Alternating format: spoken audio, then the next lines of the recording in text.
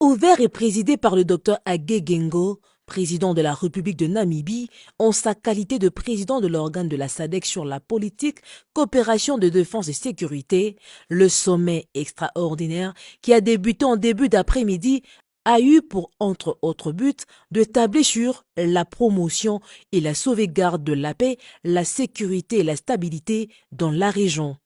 Raison majeure de l'évaluation de la situation sécuritaire alarmante à l'est de la RDC. Les travaux du sommet en format 1+6 ont connu la participation des présidents de la République démocratique du Congo, Félix-Antoine Tshisekedi Tshilombo, Hage Geingob de Namibie, Cyril Ramaphosa de l'Afrique du Sud et le Dr Samia Suluhu Hassan de la République unie des Tanzanie.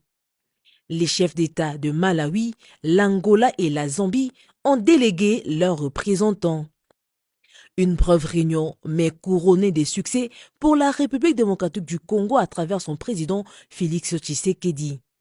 Le sommet a noté avec une grande inquiétude l'instabilité et la détérioration de la sécurité dans sa partie est et a de ces faits réitéré sa ferme condamnation de la recrudescence des conflits et des activités de groupes armés dont la résurgence des rebelles du M23. Le sommet a également appelé à un soutien régional immédiat au gouvernement congolais pour faire face à la situation sécuritaire avant les élections nationales prévues en décembre 2023.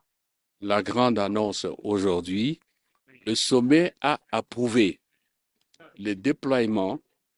de la force de la SADC dans le cadre de la force en entente de la SADC comme la réponse régionale, évidemment, de la SADC pour soutenir la RDC afin de restaurer la paix et la sécurité à l'Est. Donc, aujourd'hui, c'est blanc comme neige que la SADC s'engage militairement sur le terrain et qu'elle va déployer incessamment une force. Un autre élément qui n'est pas moins important, c'est que la SADC a recommandé, ça se trouve dans le communiqué, que la RDC réunisse toutes les conditions requises pour un sommet de coordination de tous les intervenants, de tous les acteurs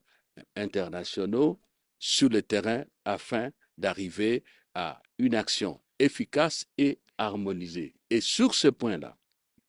nous venons de recevoir, il y a quelques minutes de cela, un message réconfortant de notre ambassadeur en Éthiopie et représentant permanent près de l'Union africaine, l'ambassadeur Jean-Léon Ilunga-Ngandu, que l'Union africaine a enfin approuvé l'idée d'organiser un sommet des chefs d'État, un sommet réunissant, un sommet quadripartite réunissant la SADC, la communauté d'Afrique de l'Est, la communauté économique des États de l'Afrique centrale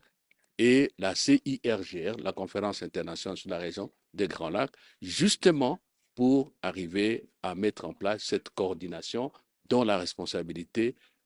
de l'initiative et de l'organisation, évidemment, a été confiée par la SADC à notre pays. La diplomatie de la RDC,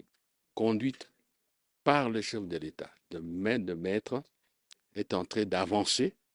et si nous nous impliquons, nous tous, et ce qui est très important, parce qu'on ne cultive pas toujours son champ pour nourrir ses enfants avec la houe et la machette du voisin.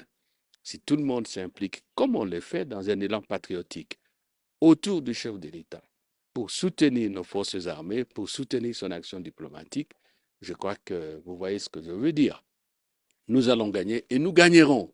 Avec le déploiement d'une force SADC à l'est de la RDC, la paix et la sécurité seront sans doute rétablies.